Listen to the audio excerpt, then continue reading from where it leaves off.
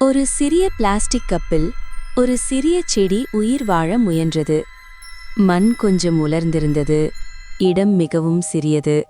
அதற்குச் சுற்றிய உலகம் மிகவும் பெரியதாக இருந்தது. சில நாட்களில் சூரியன் மிகவும் கடுமையாக இருந்தது.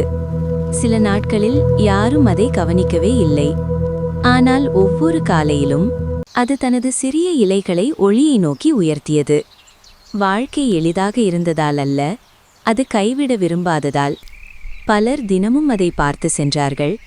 ஆனால் அவர்கள் பார்த்தது ஒரு சிறிய செடியை மட்டுமே. ஆனால் மண்ணின் அடியில் அதன் வேர் மெதுவாகவும் அமைதியாகவும் வலுவாக வளர்ந்து கொண்டிருந்தது.